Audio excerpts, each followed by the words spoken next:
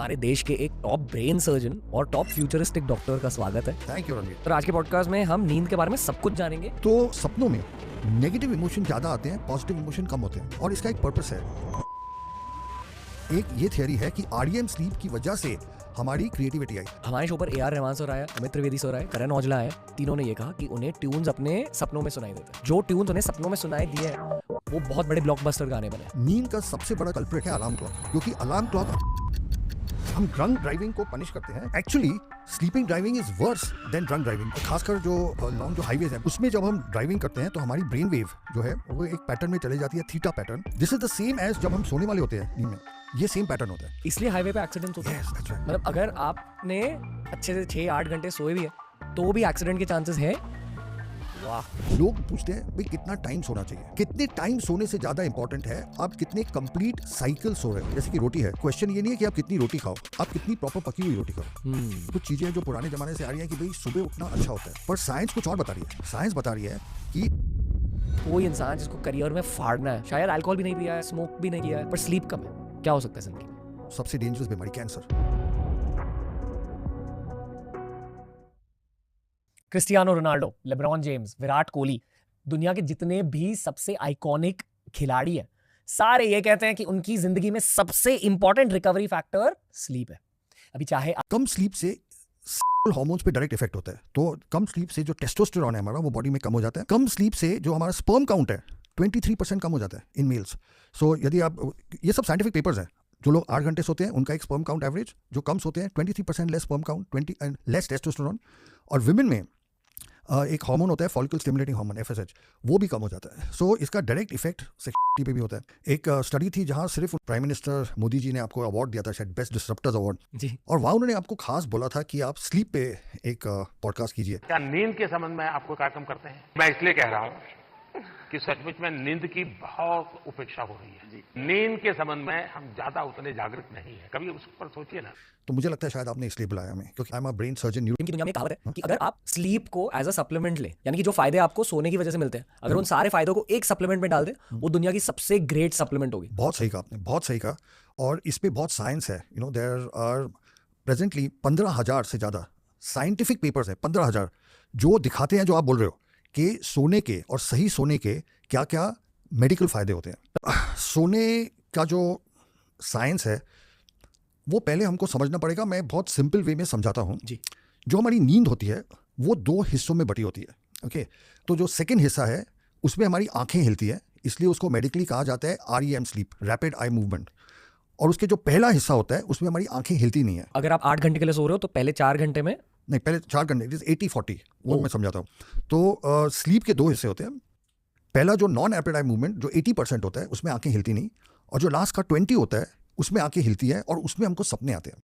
तो मैं यदि एक सिंपल वे में समझाऊं, जैसे हम रोटी बनाते हैं, हम आटा लेते हैं, आटा गूंथते हैं पहले, वो पहला हिस्सा हो गया जो ठंडा है, कोल्ड है। फिर हम वो जो रोटी बनी है उसको तवे पे डालते हैं, वो हीट होती है, वो सेकंड हिस्सा है। तो नींद के भी ऐसे 2 हैं, एक आटा गूंदना और एक तवे पे डालना। वाह। तो एक ठंडा है, एक गर्म है। तो पहले हम जो ठंडे हिस्से की है उसकी बात करते हैं। इसको कहा जाता है नॉन रैपिड आई मूवमेंट। तो ये जो पहला हिस्सा है इसमें भी 3 पार्ट होते हैं। पहले होता है जो 7 से 10 मिनट तक आप अवेक हो, उठे हुए पर धीरे धीरे नींद में जा रहे हो, ये पहला फेज होता है। फिर एक दूसरा फेज होता है जो कि 30 मिनट के लिए होता है, 30 मिनट्स, जिसमें जब हम टेस्ट करते हैं तो जैसे फुलझड़ी कैसे होती है, पट पट पट होता है, वैसे ब्रेन में स्लीप स्पिंडल होते हैं, ऐसे खट खट खट खट ब्रेन में स्पिंडल आ रहे हैं। मतलब क्या हो रहा है? एक्चुअली बड़ी इंटरेस्टिंग चीज होती है जो कि खासकर यंगस्टर स्टूडेंट्स के लिए बहुत इंपॉर्टेंट है। देखिए ऐसा है, हमको इन्फॉर्मेशन आती है, नॉलेज आती है, वो पहले हमारे एक ब्रेन का हिस्सा है हिप्पोकैम्पस। ये जो कंप्यूटर में रैम होता है, जो मतलब ये जो हिस्सा है जो हिप्पोकैम्पस है, ये हिप्पोकैम्पस में मेमोरी टेम्पररी स्टोर होती है कुछ टाइम के लिए। ओके, पर ये यदि सेव नहीं हो तो ये डिसअपियर हो जाती है। जैसे एक एग्जांपल देता हूँ, जैसे आप एयरपोर्ट पे जाओ, आप चेक इन करो तो आपको बताते हैं भाई आपका गेट नंबर 22 है। अभी आपको जब तक आप उधर पहुंचो नहीं, आपको माइंड में रखना है कि आपका गेट नंबर 22 है। पर एक बार आपकी फ्लाइट निकल के चली गई, अभी आपको उसको याद रखने की जरूरत नहीं। तो ब्रेन क्या करता है, अननेसेसरी थिंग्स निकाल देता है। तो ये जो हिप्पोकैम्पस है ये बिल्कुल पेन ड्राइव जैसे है, पर इसकी एक लिमिटेड कैपेसिटी है। यदि एक पॉइंट आता है कि स्टोरेज के बाद वो फुल हो जाता है, अब या तो ब्रेन उसको निकाल देता है, डिलीट कर देता है, और या इसको हार्ड डिस्क में सेव करना पड़ता है। तो ये जो हिप्पोकैम्पस है यहाँ है मिडिल अंदर की तरफ, और जो ऊपर हमारा ब्रेन है जिसको हम फ्रंटल लोब कहते हैं, ये एक तरह से हार्ड ड्राइव है। एक बार चीज़ वहाँ चली गई वो अभी परमानेंटली रह गई। तो स्टूडेंट्स के लिए खास इंपॉर्टेंट है, क्योंकि आप जब पढ़ते हो वो चीज़ आपको याद रखनी पड़ती है।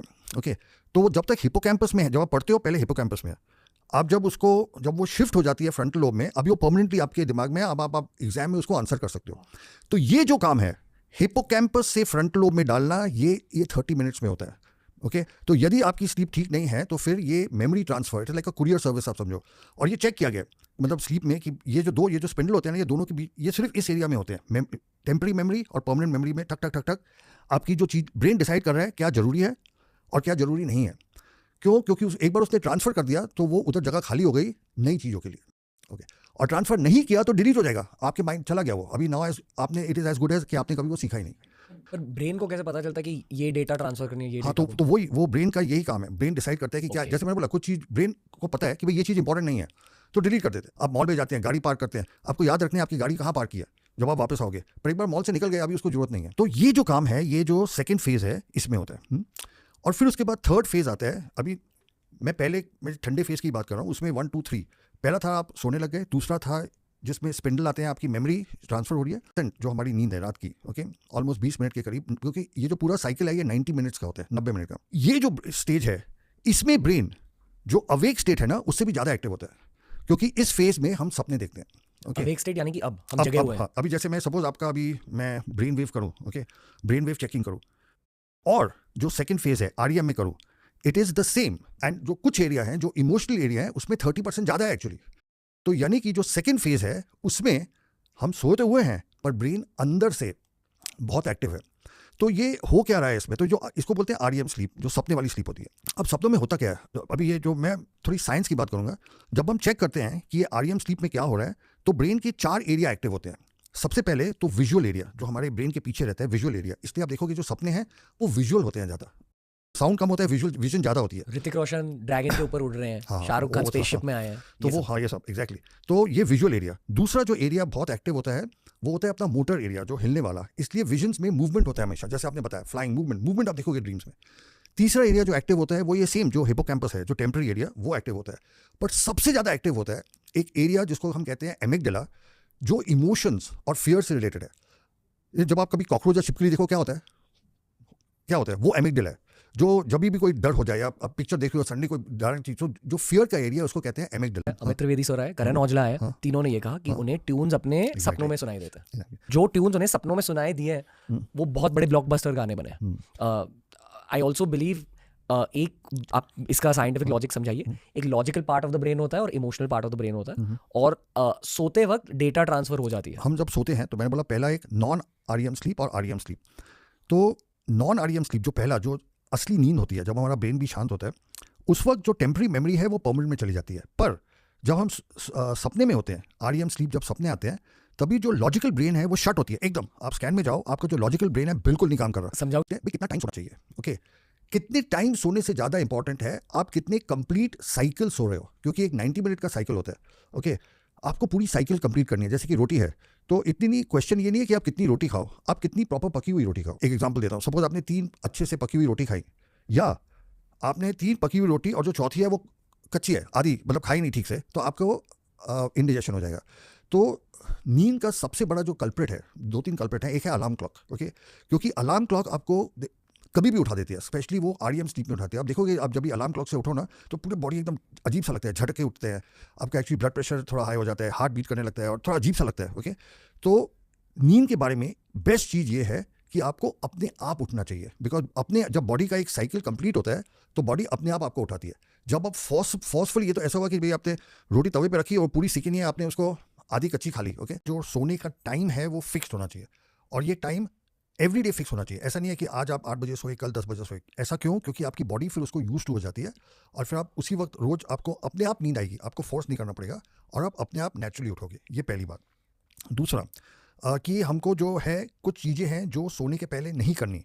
वो क्या क्या है? सबसे पहले बहुत हैवी खाना नहीं खाना। खाना जो है डिनर कम से कम 3 से 4 घंटे पहले करना है। दूसरा, निकोटीन और कैफीन, यानी कि कॉफ़ी, चाय, चॉकलेट्स, ये सारी चीज़ें जो हैं ये सोने के कम से कम 3 घंटे पहले नहीं लेनी है, क्योंकि आप कोई भी कैफीन की चीज़ लोगे तो आपको नींद रात को ठीक से नहीं आएगी। चाय, कॉफ़ी, ग्रीन टी, या कोई भी चाय, कॉफ़ी, चॉकलेट, सब कई बार चॉकलेट खाते हैं रात को, तो उसमें भी जो होते हैं केमिकल्स वो हमको अवेक रखते हैं, तो ये हमको अवॉइड करना है। अल्कोहल इन एनी फॉर्म, तो अल्कोहल हम लेते हैं, हमको लगता है कि हमको जल्दी नींद आती है, पर एक्चुअली जो नींद होती है वो उसकी क्वालिटी ख़राब होती है। और हमारी आजकल जो कनेक्टेड, तो ऐसा कहा जाता है कि हेल्थ के 4 पिलर्स हैं जी। एक है प्रॉपर ऑक्सीजनेशन, हमारा गला दबाते तो आप 10 मिनट से ज़्यादा जी नहीं पाओगे। जी। Oxygen is first life saving, उसके लिए pranayama is among the best things. दूसरा है पानी। लोग इसको रियलाइज़ नहीं करते कि हमारी बॉडी मैक्सिमम पानी से बनी हुई है, और जब हम पानी ठीक से नहीं पीते हमारी बॉडी हाइड्रेटेड नहीं रहती। एक तो जैसे आप एक प्लांट देखो, अब ये प्लांट है, आप इसको पानी दो, या दूसरा प्लांट दो, उसको पानी नहीं दो कई टाइम, वो कैसे मुरझा जाएगा। वैसे ही हमारी बॉडी के सेल्स भी उसी तरह ये हो जाते हैं। तो proper oxygen, second is proper water. 2 से 3 लीटर पानी पीना बहुत जरूरी है। It is one basic principle of health, okay, कि आप रेगुलर पानी पियो तो you will remain healthy. Third is of course diet, तो इसमें ऑफकोर्स हेल्दी डाइट, जो नेचुरल डाइट है वो बेटर है। And fourth is sleep. तो यदि आप ठीक से, आपका ऑक्सीजनेशन ठीक है, आप पानी ठीक से पी रहे हो, आपकी डाइट हेल्दी है, नेचुरल है, और आप 8 घंटे के आसपास और अपनी बॉडी के रिक्वायरमेंट से स्लीप कर रहे हो, मेजॉरिटी ऑफ जो बीमारियां आपको कभी होंगी नहीं। जी। ओके। होते हैं Shahrukh Khan, Sadhguru, Modi ji, Elon Musk, Albert Einstein, Leonardo da Vinci, some of the greatest minds in the world, Thomas Edison, okay, ये 3 से 4-5 घंटे नींद में मैनेज कर लेते हैं, ओके। अभी इसके 2-3 कारण हो सकते हैं। एक तो कारण हो सकता है कि इन लोगों की जो लाइफ है वो अलग है, क्योंकि स्लीप का काम है डिटॉक्सिफाई करना, क्लेंस करना, रिकैलिब्रेट करना। जैसे कि आप घर में हो, अभी आपने मतलब कपड़े निकाले फेंक दिए, खाना खाया आपने बर्तन ऐसे ही छोड़ दिए, बुक्स निकाली उधर ही पड़ी हैं, तो यदि आपने ऐसे ही, आपकी लाइफ यदि ऐसी है, तो जो हाउसकीपिंग वाला आएगा उसको काम ज़्यादा करना पड़ेगा, मतलब सब वापस रखना पड़ेगा। पर यदि आप ऐसे हो कि भाई आपने यदि कोई चीज़ निकाली उसको वापस रख दी, कपड़े निकाले, तो आपका घर जो है वैसे ही क्लीन है, तो आपको हाउसकीपिंग की कम जरूरत पड़ेगी। जी। ओके। और जो लोग जो योगा मेडिटेशन दिन में ज़्यादा करते हैं, तो उनकी भी स्लीप रिक्वायरमेंट थोड़ी कभी कभी कम होती है।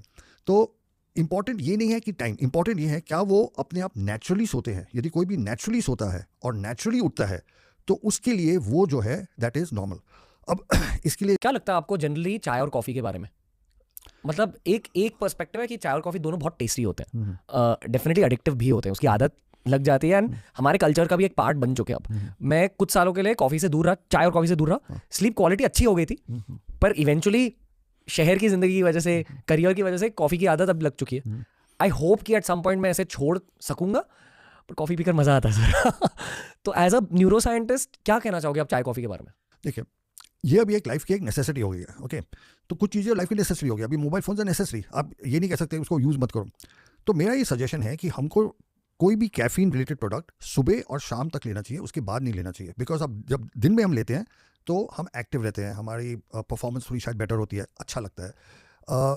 पर शाम के बाद, आपकी जो शाम की जो चाय होती है, उसके कॉफ़ी के बाद आपको उसके बाद नहीं लेना चाहिए, बिकॉज उसका इफेक्ट फिर उल्टा हो जाता है, गलत हो जाता है, क्वालिटी ऑफ स्लीप पे इफेक्ट होता है। मतलब अपर लिमिट, हमारे शो पर एक शाओलिन मंक आए थे जिन्होंने शाओलिन टेम्पल में टाइम गुजारा है, उन्होंने कहा था कि उन सारों के लिए कंपलसरी रूल ये है कि हर घंटे गर्म पानी पीना चाहिए। तो आई डोंट नो अगर चाय से ये ज्यादा रिलेटेड है या गर्म पानी? नहीं, गर्म पानी, पर क्योंकि सिर्फ गर्म पानी पीना कई बार पी नहीं जाता, तो आप थोड़ा सा उसमें हल्का सा डाल दो, तो उसमें वो एक फ्लेवर हो जाता है। दूसरा, उसकी भी डिटॉक्सिफिकेशन इफेक्ट होते हैं, मतलब जो हमारी चाय नहीं, जो ग्रीन टी जो अलग होती है, they have a detox effect. तो चाय से क्या कुछ अंदर जाता है। अभी आपको हर पानी पियो तो आदमी, हमारा साइकोलॉजिकल पता क्या हो गया, पानी तब पीना जब प्यास लगे, ओके।